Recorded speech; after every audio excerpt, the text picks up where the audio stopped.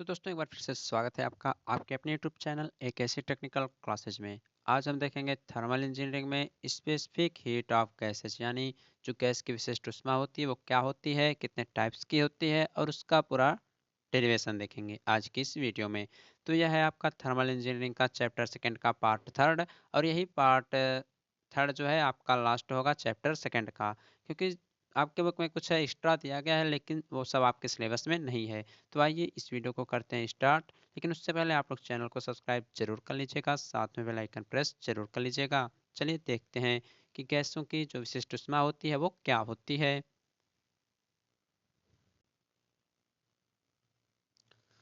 तो इसमें देखेंगे स्पेसिफिक हीट यानी गैस की जो विशिष्ट ऊष्मा होती है। देखिए आपको पता होगा ऊष्मा जो है एक एनर्जी का ही रूप होता है, उसको ना तो आप लोग नष्ट कर सकते हैं ना तो उत्पन्न कर सकते हैं। उसका क्या करते हैं आप लोग, केवल एक रूप से दूसरे रूप में उसका ट्रांसफॉर्मेशन करते हैं। जैसे कि मान लीजिए अगर कोई सिस्टम है, यहाँ पर हम बना रहे हैं, आप लोग ध्यान से देखिएगा। इसमें बहुत कुछ है नहीं, फिगर वगैरह आपको बनाना नहीं है, बस थोड़ा ध्यान दीजिएगा कि कहाँ से क्या चेंज हो रहा है। अगर आप लोग सिस्टम को एनर्जी देते हैं, यानी अगर आप लोग सिस्टम को एनर्जी देते हैं, जैसे कि फिगर देखिए, मान लीजिए कोई सिस्टम है, तो इस सिस्टम को जो दी गई उष्मा होती है उसको आप लोग यानी डेल्टा क्यू जो होता है वह हमेशा क्या आता है, आपका पॉजिटिव आता है। ये सब पहले आप लोग सुन लीजिए, क्योंकि इन सब का आगे आपका जो चैप्टर नंबर थर्ड है प्रोसेस, उसमें यूज होने वाला है। तो देखिए उसके बाद अभी ये सब हम आपको आगे बताएंगे, लेकिन पहले आप लोग जो हम ऊपर बता रहे हैं उसको ध्यान से सुनिए। अगर हम किसी सिस्टम को उष्मा देते हैं तो यानी जो डेल्टा क्यू होता है वो हमेशा पॉजिटिव होता है। और अगर मान लीजिए यही कोई सिस्टम है, इसको हम उष्मा दिए हैं, अगर इसी किसी सिस्टम से हम एनर्जी ले रहे हैं, अगर इसी सिस्टम से हम उष्मा को ले रहे हैं, तो इसमें जो डेल्टा क्यू की वैल्यू आती है वो हमेशा निगेटिव आती है। क्या आती है? हमेशा निगेटिव आती है। तो इसको आप लोग देखिएगा, ध्यान दीजिएगा। सबसे पहले आपका जो प्रोसेस आएगा आके, उसमें आपको सबसे पहले जो उष्मा ली जाती है दी जाती है उसके बारे में बातचीत किया जाएगा, फिर वर्क डन के बारे में बात किया जाएगा, एनर्जी के बारे में बात किया जाएगा और एंथैल्पी के बारे में बातचीत किया जाएगा। ओके। और इन सब में कुछ है नहीं, बस केवल छोटे छोटे डिफिनेशन है और इसमें कुछ भी है नहीं आपका। तो अभी सब आगे हम देखेंगे, उसके बाद इसमें और देखिए क्या होता है। इसमें और आपका ये है कि जब हम सिस्टम के द्वारा किया क्या कार्य जो होता है, मान लीजिए कोई आपका सिस्टम है, जब यह सिस्टम कोई कार्य करता है, जब यह सिस्टम कोई कार्य करता है तो इसमें जो वर्क डन यानी डेल्टा डब्ल्यू जो मिलता है वो हमेशा क्या होता है, पॉजिटिव होता है। और जब इस सिस्टम पर हम लोग कार्य कर रहे हैं, इस सिस्टम पर जब हम कार्य करते हैं, यानी सिस्टम पर जो किया गया कार्य होता है वो क्या होता है, हमेशा वो delta W is equal to हमेशा निगेटिव प्राप्त होता है। क्या प्राप्त होता है? निगेटिव प्राप्त होता है। यानी जब सिस्टम द्वारा कोई कार्य किया गया, यानी सिस्टम कोई कार्य करता है, तो जो वर्क डन प्राप्त होता है वो हमें पॉजिटिव प्राप्त होता है। इसको आप लोग ध्यान दीजिएगा। और जब हम लोग सिस्टम पर कोई कार्य करते हैं तब जो वर्क डन मिलता है तो वो हमारा निगेटिव प्राप्त होता है। इसको ध्यान दीजिएगा। और इसकी जो इंटरनल एनर्जी होती है, इंटरनल एनर्जी यानी जो आंतरिक ऊर्जा में जब वृद्धि होगा, तो उसको ध्यान दीजिएगा, delta U is equal to हमेशा पॉजिटिव लिखा जाएगा। क्या लिखा जाएगा? पॉजिटिव लिखा जाएगा। और जब इंटरनल इंटरनल एनर्जी में जब कमी आएगी तो कमी आएगा तो मतलब निगेटिव लिखा जाएगा। इन सब बातों को आप लोग ध्यान दीजिएगा। ओके। तो इतना सब कुछ हो गया, सब छोटे छोटे आपके इक्वेशंस थे, यानी छोटे छोटे आपके कॉन्सेप्ट हैं, इसको नोट डाउन कर लीजिएगा कहीं पर, जो हमने शुरू से बोला है। चलिए अब इसमें हम देखते हैं स्पेसिफिक हीट। तो स्पेसिफिक का मतलब आप लोग समझते क्या हैं? स्पेसिफिक का मतलब आप लोग क्या समझते हैं? स्पेसिफिक का मतलब ये होता है कि अगर कहीं पर भी आपका स्पेसिफिक आ जाता है उसका मतलब हो जाता है क्या? यूनिट। यूनिट मतलब एकांक। यानी अगर कोई भी आपका मान लीजिए कोई अगर कहीं फोर्स लगा रहे हैं, कहीं पर कोई भी बल प्रेशर या जो भी है, अगर वो स्पेसिफिक फॉर्म में है तो वह यूनिट यानी कहीं एकांक जगह लगेगा। कहाँ लगेगा? एकांक जगह, यानी कोई एक निश्चित मात्रा होगी वहां पर लगाया जाएगा। उसी प्रकार ये जो है स्पेसिफिक हीट जो है यानी विशिष्ट उष्मा जो है, ये भी कहीं एकांक जगह लगेगा, एकांक मात्रा इसकी जो कि वहीं पर लगाया जाएगा। तो चलिए इसको समझते हैं, स्पेसिफिक हीट आखिर आपका होता क्या है। देखिए स्पेसिफिक हीट क्या होता है, ध्यान से सुनिएगा और नोट डाउन भी करते हुए चलिएगा। जो स्पेसिफिक हीट होती है वह हीट की एक क्या होती है, मात्रा होती है। जो आपकी स्पेसिफिक हीट होती है वह आपका हीट का एक फंक्शन होता है, हीट की एक मात्रा होती है। और ये क्या होता है, यह किसी पदार्थ की एकांक मात्रा का जो तापमान होता है वह 1 डिग्री सेल्सियस तक बढ़ा सकता है। सपोज दैट, या मान लीजिए कोई वेसल है, इसमें आपका गैस भरा हुआ है और यहाँ पर हमने लगा दिया है आपका पिस्टन, ये पिस्टन मूव कर सकता है। ओके, आपका पिस्टन मूव कर सकता है। तो इसमें अगर हम टेम्परेचर, इसके टेम्परेचर को अगर बढ़ा रहे हैं, इसके यहाँ से हम नीचे मान लीजिए इसके टेम्परेचर को बढ़ा रहे हैं, तो क्या कह रहा है कि किसी पदार्थ की एकांक मात्रा का जो टेम्परेचर होता है उसे 1 डिग्री सेल्सियस तक जो बढ़ा दे, वही क्या होती है, पदार्थ की विशिष्ट ऊष्मा होती है। यानी मान लीजिए इसका अगर पहले जो टेम्परेचर था वह मान लीजिए अगर 10 डिग्री सेल्सियस था, मानने के लिए कह रहे हैं, ठीक ना, 10 डिग्री। लेकिन अगर हम क्या करें कि इसकी जो टेम्परेचर है उसको अगर हम 1 डिग्री सेल्सियस तक बढ़ा रहे हैं, अगर इसकी टेम्परेचर को 1 डिग्री सेल्सियस तक बढ़ा दे रहे हैं, इसकी एकांक जो मात्रा है कोई निश्चित वैल्यू लेकर, मात्रा लेकर, अगर हम 1 डिग्री सेल्सियस तक इसके टेम्परेचर को बढ़ा देते हैं तो यही गैस की विशिष्ट ऊष्मा होती है। ओके, इतना हो गया होगा।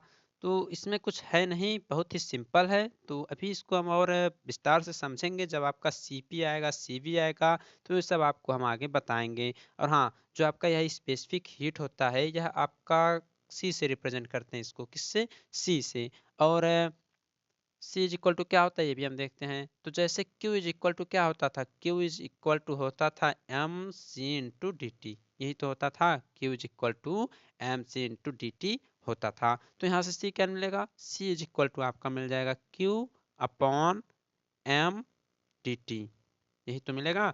और किस में मिलता है, kilo joule per K G kelvin में। आपको इतना समझ में आ गया होगा, इतना समझ में आया होगा, एकदम समझ में आया होगा। अब इसमें हम थोड़ा और आगे देखते हैं कैसे कैसे आपका सॉल्व किया जाएगा इसमें, और सीपी और सीबी में संबंध क्या होते हैं, इन सब को हम आगे देखते हैं। उसका पूरा डेरिवेशन आता है आपके एग्जाम में। ये तो नहीं पूछा जाएगा कि स्पेसिफिक हीट क्या होती है, लेकिन आपके एग्जाम में पूछ लिया जाता है कि सीपी एंड सीबी में क्या रिलेशन होता है, पूरा प्रूफ कीजिए, और वहाँ से आपको 5 नंबर मिलता है। तो आइए उसको हम देख लेते हैं। तो आप लोग उसको नोट डाउन कर लीजिएगा। और इसमें अब हम आगे देखते हैं कि इसका टाइप्स क्या होता है। तो यह जो होता है आपका 2 टाइप्स का होता है। कितने टाइप्स का, 2 टाइप्स का। एक होता है आपका सीपी। सीपी क्या होता है इसको भी आगे हम समझेंगे। इसका मतलब होता है आपका specific heat at constant pressure. क्या होता है, specific heat at constant pressure. और जो दूसरा होता है सीवी। सीवी क्या होता है, ये होता है आपका specific heat at constant volume. तो देखिए जो आपका फार्मूला आता है, जो आपका फार्मूला आता है C P minus C V is equal to R. C P minus C V is equal to जो आर आपका फार्मूला आता है, इसको हम किसी एक को लेकर प्रूव करेंगे। या आप लोग सीवी को ले लीजिए, या कांस्टेंट वैल्यूम पर लेकर प्रूव कर लीजिए, या कांस्टेंट प्रेशर को लेकर प्रूव कर लीजिए। तो हम किसी एक को लेकर प्रूव करेंगे। तो सबसे पहले आप लोग ये समझ लीजिए कि सीपी और सीवी आखिर होता क्या है। तो सीपी का मतलब आपको हमने बताया क्या, specific heat at constant pressure. जो विशिष्ट ऊष्मा होती है वो कांस्टेंट प्रेशर पर कैसे ज्ञात करते हैं, और जो सीवी है वो specific heat at constant volume पर कैसे ज्ञात करते हैं। तो सीवी क्या होता है, सीपी, सीपी क्या होता है, देखिए जब आपका इसमें मान लीजिए कुछ भी भरा हुआ गैस ही है, इसमें इसमें जब आपका इसके हीट में, यानी जब हम वृद्धि करेंगे, इसके हीट में जब हम वृद्धि करेंगे, तो जब वह वृद्धि आपका कांस्टेंट प्रेशर पर किया जाता है। जब हम हीट में वृद्धि जो है वह कांस्टेंट प्रेशर पर करते हैं तो उसको हम क्या बोलते हैं, सीपी बोलते हैं। और सेम टू सेम यही इसमें है कि जब हम हीट में वृद्धि कांस्टेंट वॉल्यूम पर करते हैं तो उसे हम सीवी बोलते हैं। अब इन दोनों में रिलेशन देखते हैं कि इन दोनों में आखिर रिलेशन है क्या। तो आप लोग थोड़ा ध्यान से सुनिएगा और पूरा प्रूफ भी हम आपके सामने दिखाएंगे। तो यहाँ पर जो है हम कांस्टेंट प्रेशर पर लेकर इसको प्रूव करेंगे। तो मान लीजिए कोई गैस है, मान लीजिए कोई गैस है, मान लीजिए कोई गैस है, इस वेसल्स में भरा हुआ, यानी इस बर्तन में भरा हुआ है, और इसको अगर हम गर्म कर रहे हैं, क्या कर रहे हैं, इसको अगर हम गर्म कर रहे हैं तो क्या होगा, इसमें कोई पॉइंट आप लोग मान लीजिए कि ऊपर मान लीजिए इस तरल पर 1 था, इस तरल पर मान लीजिए 2 था। बस, ठीक ना। तो यह 1 से 2 पॉइंट तक कैसे कैसे क्या हो रहा है अभी आपको हम बताएंगे। तो देखिए कांस्टेंट प्रेशर पर हम लेकर चल रहे हैं और कांस्टेंट प्रेशर पर जो गैस का वर्क डन होता है, गैस की इंटरनल एनर्जी क्या होती है, गैस की हीट में जो चेंजेज होते हैं वो सब क्या होते हैं, उसको भी हम अभी आके देखेंगे। तो सबसे पहले आप लोग ध्यान दीजिएगा, आपको पढ़ना पड़ेगा प्रोसेस के बारे में कि कांस्टेंट प्रेशर प्रोसेस क्या होता है, कांस्टेंट टेम्परेचर क्या होता है। ये सब आपको आगे मिलेंगे यानी चैप्टर नंबर 3 में। तो देखिए जो गैस का प्रेशर, कांस्टेंट प्रेशर पर जो वर्क डन होता है, इंटरनल एनर्जी होती है और हीट ट्रांसफर जो होता है, उन्हीं सब को लेकर हम इसमें सॉल्व करेंगे। तो आप लोगों को थोड़ा कंफ्यूजन जरूर होगा, लेकिन आप लोग समझने का प्रयास जरूर कीजिएगा। देखिए यहाँ पर आपको एक फिगर हम बनाकर दिखा रहे हैं, फिगर ध्यान से सुनिए, देख लीजिए। यहाँ पर आपका फिगर बन रहा है, तो हम कांस्टेंट प्रेशर पर ले रहे हैं, यानी प्रेशर वाली लाइन को हमें कांस्टेंट करना है। और वी, पी और वी हम लेकर चल रहे हैं। पी वी डायग्राम आपका बन रहा है, ये हो गया पी और ये हो गया वी। इन सब डायग्राम के बारे में हमने बहुत पहले ही आपसे बातचीत किया है। और आप लोग अगर जाएं, थर्मल इंजीनियरिंग नाम से एक प्लेलिस्ट बनी हुई है हमारे चैनल पर, उसमें बहुत से हैं, साइकिल हो गया, फ्लो एनर्जी, प्रोसेस, ये सब के बारे में आपको कुछ न कुछ बताया गया है। क्या क्या प्रोसेस होते हैं, कैसे घटता है, कैसे बढ़ता है, सब के बारे में इन सब वीडियोज में बताया गया है। तो आप लोग चैनल पर विजिट करके थर्मल इंजीनियरिंग नाम से प्लेलिस्ट बनी हुई है, उसके चेक जरूर करते रहें। देखिए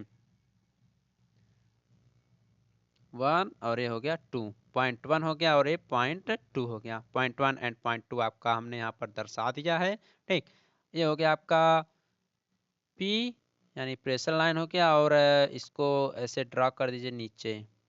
ये हो गया V1 और ये हो गया V2 हो गया। और यहाँ P1 बराबर P2 बराबर P है, यानी इसमें हमने क्या किया है, प्रेशर को कांस्टेंट किया है। और यही जो आपका बीच में ही आपका क्या मिलता है, यही आपका होता है वर्क डन। क्या होता है, वर्क डन होता है। तो ये सब प्रोसेस आपके आगे मिलेंगे, थोड़ा सही से इसको देख लीजिए। तो देखिए 1 से 2, 1 से 2 आपका क्या हो रहा है इसमें, 1 से 2 इसमें क्या हो रहा है, 1 से 2 इसमें क्या हो रहा है, मान लीजिए। देखिए 1 पर आप लोग हैं, तो इसका प्रेशर देखिए, प्रेशर तो कांस्टेंट है, लेकिन इसका जो वॉल्यूम है वो क्या है, V1 है। लेकिन जब ये धीरे धीरे 2 पे जा रहा है तो क्या हो रहा है, 2 पे क्या हो रहा है, 2 पे जा रहे हैं, तो देखिए V1 से इसका जो वॉल्यूम है वो बढ़कर क्या हो जा रहा है, V2 हो जा रहा है। क्या हो जा रहा है, V2 हो जा रहा है। तो देखिए इसमें क्या हो रहा है, इसमें आपका एक्सपेंशन हो रहा है। क्या हो रहा है, एक्सपेंशन हो रहा है। लेकिन यही काम अगर 2 से हम 1 करें तो क्या होगा, इसमें इसमें कंप्रेशन हो जाएगा, यानी यह दबाव की स्थिति में होगा। तो ये सब आप लोग हम बताएंगे प्रोसेस में पूरा विस्तार से। हमें तो यहाँ पर प्रूव करना है, तो इतना गहराई में हमें नहीं जाना है, सिंपल लैंग्वेज में इसको समझना है। और इस सिंपल लैंग्वेज में आपको हम समझाएंगे भी, और 5 नंबर में आपका क्वेश्चन आता भी है एग्जाम में। देखिए कैसे। तो हमने क्या किया है कि मान लीजिए कोई गैस है, उसको हम गर्म कर रहे हैं और वह 1 से 2 तक के पॉइंट का अनुसरण कर रहा है, यानी यहाँ .1 से चलकर .2 तक का यह चल रहा है। तो हम इसको किस पे मान रहे हैं, कांस्टेंट प्रेशर पर मान रहे हैं। तो कांस्टेंट प्रेशर के लिए आपका क्या होता है, सीधे सीधे लिखना है, कुछ भी नहीं करना है। क्या क्या लिखना है, सीधे सीधे आपको लिखना है कि जो लेट लेट करना है आपको, क्या लेट करना है, लेट कर लेना है कि यहाँ पर जो यम हो, यम मानना है, कोई पॉइंट यम है जो गैस का, आप लोग इसे द्रव्यमान बोल सकते हैं। क्या बोल सकते हैं इसे, इसे बोलते हैं गैस का द्रव्यमान। यम को मान लिया हमने गैस का द्रव्यमान।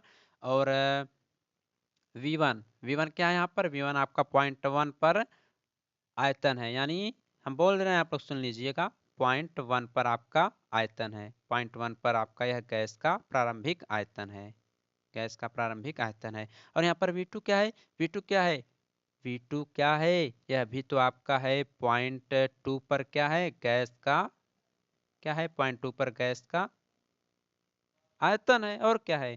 और यहाँ पर T1 क्या है, तो आपको T और S डायग्राम भी बनाना पड़ेगा। तो T S डायग्राम वो सब आपको बताया जाएगा जब प्रोसेस पढ़ाया जाएगा, इसमें आपको समझना नहीं है, बस हम सीधे सीधे बता दे रहे हैं कि T1 इसमें होता क्या है। T1 जो होता है वह फर्स्ट पॉइंट पर टेम्परेचर हो जाएगा, और T2 जो हो जाएगा वह गैस का जो लास्ट यानी .2 है उसका टेम्परेचर हो जाएगा। और CP के बारे में तो आपने जाना ही है, और CV के बारे में आप लोग जाने ही हैं। और यहाँ जो P है वह आपका कांस्टेंट प्रेशर है। क्या है, C जो है आपका, सॉरी, CV जो है आपका गैस के विशिष्ट उसमें, और यहाँ जो P है वह आपका कांस्टेंट प्रेशर है, यानी स्थिर दाब है। तो अब इसको हम समझते हैं, फिगर को एक बार फिर से बनाते हैं, सही से बना दें। ये हो गया P, ये हो गया V, यहाँ प्रेशर यहाँ कर लिया, ये हो गया आपका V1, ये हो गया V2, ये हो गया 0.1, ये हो गया 0.2। अब 0.1 यहाँ पर लिखेंगे, क्या लिखेंगे, 0.1 से 2 तक जाने में, 0.1 से 2 तक जाने में, 0.1 से 2 तक जाने में जो आपका इसमें उष्मा मिलेगी, यानी जो हीट ट्रांसफर होगा इसमें, यानी Q, क्या मिलेगा, Q, यानी डेल्टा Q लिख सकते हैं आप लोग, यानी इसमें आप लोग लिख सकते हैं डेल्टा Q। क्या लिखेंगे आप लोग, delta Q is equal to क्या होगा, 1 से 2 तक जाएंगे। तो देखिए इस सब आप लोगों को हमने बताया था कि आखिर उष्मा आखिर होती क्या है। तो उष्मा के लिए हमने आपको फार्मूला ये भी बताया था, होता है mCp/dT। क्या होता है, mCp/dT होता है। क्या होता है, mCp/dT होता है। किस लिए होता है, जब कांस्टेंट प्रेशर रहे, और अगर यही जो है आपका वैल्यू हो जाए तो यहाँ सी भी हो जाता है। और देखिए और क्या होगा, यहाँ पर जो आपका वर्क डन मिलेगा, यानी डेल्टा डब्ल्यू जो मिलेगा कांस्टेंट प्रेशर पर, वो मिलता है आपका पीवी।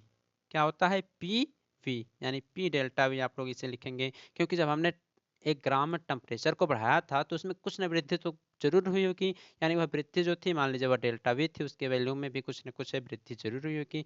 और देखिए इसकी इंटरनल एनर्जी में जो वृद्धि होगी, यानी डेल्टा यू जो होगा वो आपका क्या होगा, mCv/dT। क्या होगा, mCv/dT हो जाएगा। अब आप लोग कहेंगे यहाँ पर हमने लिया है प्रेशर को और आप बता रहे हैं वॉल्यूम को, तो देखिए जो डेल्टा यू होता है इसको हम क्या करते हैं, निकालते हैं, क्या करते हैं, निकालते हैं। और जो इंटरनल एनर्जी होती है वह सभी प्रोसेस के लिए समान होती है, चाहे वो जैसा भी प्रोसेस रहे, चाहे वो कांस्टेंट प्रेशर रहे, चाहे वो आपका कांस्टेंट वॉल्यूम रहे, या जिसे आप लोग आइसोकोरिक भी बोल सकते हैं, आइसोथर्मल, चाहे जिसके लिए भी जो आपका इंटरनल एनर्जी होता है वह आपका क्या होता है, समान माना जाता है। तो ये सब आपको हम आगे पढ़ाएंगे। तो यहाँ तक आप लोग टोटल लिखिएगा। अब आपको एक रूल पता है, क्या पता है आपको, एक रूल पढ़ाया क्या होगा कि जो ऊष्मागतिकी का प्रथम नियम होता है वो क्या होता है। तो ऊष्मागतिकी का जो प्रथम नियम होता है वो क्या होता है, बहुत से स्टूडेंट को पता होगा और सबको पता भी नहीं होगा, क्योंकि वो सब अभी आपने पढ़ा ही नहीं, क्योंकि वो सब आगे आने वाले चैप्टर्स में दिए गए हैं। तो देखिए जो प्रथम नियम होता है वो क्या होता है, वो होता है delta Q is equal to होता है डेल्टा डब्लू प्लस होता है डेल्टा यू। तो क्या करना है, जो सब वैल्यूज यहाँ दी गई हैं इसको इसमें पुट कर लीजिए, जो सब वैल्यू इसमें दी गई हैं इसको इसमें पुट कीजिए। तो आइए इसको पुट करते हैं। तो सबको ध्यान से नोट डाउन कर लीजिए एक बार, क्योंकि जब हम लिखेंगे तो शायद आपको ना दिखे, क्योंकि ये सब इरेज हो जाएंगे। तो आइए रखते हैं इन सबको इस इक्वेशन में। तो क्या मिला था आपका, आपका इक्वेशन आया था ऊष्मागतिकी के प्रथम नियम के अनुसार। आप लोग ये सब जो कहावत होती है, कहानी होती है, सब लिखेंगे तभी आपको नंबर भी मिलेगा। अब यहाँ लिखेंगे ऊष्मागतिकी के प्रथम नियम के अनुसार, यानी आपका आएगा delta Q is equal to delta W plus delta U, यही तो आएगा। तो जब यह आएगा तो डेल्टा क्यू आपका क्या था, डेल्टा क्यू आपका आया था mCp/dT, यही तो आया था, mCp/dT आया था। और यहाँ जो डेल्टा डब्लू आया था वो क्या आया था, डेल्टा डब्लू आपका क्या आया था, वो आया था P इंटू डेल्टा वी, यही तो आया था। और प्लस डेल्टा यू क्या आया था, डेल्टा यू आया था mCv/dT, यही तो आया था। अब क्या करना है, देखिए आप लोग ये भी जानते हैं कि जो पीवी होता है, क्या पीवी, जो पीवी होता है वो होता है एमआरटी के बराबर। पी इंटू वी आपको पता है ना, आदर्श गैस का समीकरण तो एमआरटी के बराबर होता है। तो इसको हम अभी यहाँ पुट करने वाले हैं, आप लोग देखिए। तो यहाँ हो जाएगा mCp/dT इज इक्वल टू, इसकी जगह हम पुट करेंगे, लेकिन यहाँ पर डेल्टा भी है तो करना क्या है, कुछ नहीं। तो यहाँ जो टी है टेम्परेचर, इसी की जगह हम डेल्टा टी कर देंगे, यानी यहाँ पर हो जाएगा mR/dT, mR/dT हो जाएगा, प्लस हो जाएगा आपका mCv/dT हो जाएगा। इतना हो जाएगा, एकदम हो जाएगा। अब क्या करना है, dt dt सब में कॉमन है, dt dt आपका सब में कॉमन है, यम भी सब में कॉमन है, तो यम से यम पूरा टोटल कैंसल, dt से dt पूरा टोटल कैंसल, यानी आपको मिल गया Cp is equal to Cv plus R. क्या मिल गया, Cp is equal to Cv plus R मिल गया। या इससे ही आप लोग क्या लिख सकते हैं, इससे ही तो आप लोग लिखते हैं कि Cp minus Cv is equal to R. तो यही आपको प्रूव करना था। देखिए, यही आपको प्रूव करना था। यानी आपको चाहिए क्या? आपको बस यही चाहिए, कांस्टेंट प्रेशर पर हमारा इंटरनल एनर्जी में कितना चेंज होता है, हीट ट्रांसफर क्या होता है, वर्क डन क्या मिलता है। अगर ये तीनों आपको मिल गया, तुरंत ही आपका क्वेश्चन क्या हो जाएगा, सॉल्व हो जाएगा। तो देखिए, बुक में जब पहले दे दिया है तो हमने बता भी दिया, लेकिन आगे प्रोसेस आपको पढ़ना बहुत ही ज़रूरी है। तो प्रोसेस को ध्यान से पढ़िएगा। उस प्रोसेस का हम पूरा डेरिवेशन कराते हुए आएंगे कि आखिर डेल्टा क्यू आपका मिलता कैसे है, डेल्टा एच कैसे मिलता है, डी यू कैसे मिलता है, वर्क डन कैसे मिलता है। सब कुछ हम पूरा डेरिवेशन के साथ प्रोसेस में बताएंगे अगले चैप्टर में। तो देखिए, आपका यहाँ पर यह प्रूव हो गया। यही आपको प्रूव करना था। तो देखिए, कुछ और भी इसमें होते हैं। इस सीवी और सीपी में संबंध थोड़े और होते हैं, तो उन सबको भी हम यहीं पर ही देख लेते हैं। आइए देख लेते हैं क्या क्या इनके बीच और आपके संबंध होते हैं सीपी एंड सीवी में। देखिए, एक तो संबंध हो गया आपका Cp minus Cv is equal to R हो गया, एक संबंध आपको ये मिलता है। दूसरा संबंध आपको यहाँ पर मिलता है Cp upon Cv is equal to gamma. क्या मिलता है? Cp upon Cv is equal to gamma. लेकिन यहाँ जो गामा है, गामा को क्या कहेंगे आप लोग? गामा को आप लोग कहेंगे एडियाबेटिक इंडेक्स। यानी यह एक रुद्धोष्म टाइप का एक प्रोसेस होता है। तो रुद्धोष्म प्रोसेस क्या होता है उसको भी हम अगले चैप्टर में देख लेंगे। और एक संबंध ये हो गया। और एक संबंध ये क्या होता है, यहीं से इसमें मल्टीपल कर लीजिए तो C P is equal to C V into gamma हो जाएगा। बात तो वही हो गई। और आपका एक संबंध इसमें और होता है, क्या होता है उसको बता देते हैं। आपका एक संबंध और होता है, यहाँ से आप लोग डेरिवेशन तो है नहीं, बस संबंध हम इसमें बता रहे हैं। एक हो गया आपका C P minus C V is equal to R, एक हो गया C P upon C V is equal to gamma, और एक होता है C V is equal to होता है आर बटे गामा माइनस वन होता है, आर बटे गामा माइनस वन होता है। और एक होता है gamma is equal to one plus R बटे सी बी। तो इन सब रिलेशंस को आप लोग नोट डाउन कर लीजिएगा, आपके एग्जाम में 2 नंबर में पूछ सकता है। एक होता है C P is equal to gamma R बटे गामा माइनस वन होता है। तो यही सब रिलेशंस थे जो कि हमने आपको बता दिया। तो गाइस, इस प्रकार से आज के लिए बस इतना ही था। और जो चैप्टर्स हैं वो आपको जल्द ही पढ़ाने का प्रयास किया जाएगा। और ये चैप्टर आपका समाप्त हो जाता है। आपके चैप्टर में और आगे दिया गया है वंडर वाल गैस इक्वेशंस हैं, तो उन सब से आपसे कोई मतलब है नहीं, आपके सिलेबस में नहीं है, अब बुक में दिया है तो आप लोग पढ़ लीजिएगा। अब हम अगली वीडियो में चैप्टर नंबर 3 आपका स्टार्ट करेंगे, यानी थर्मोडायनामिक प्रोसेस के बारे में आपको हम बताएंगे।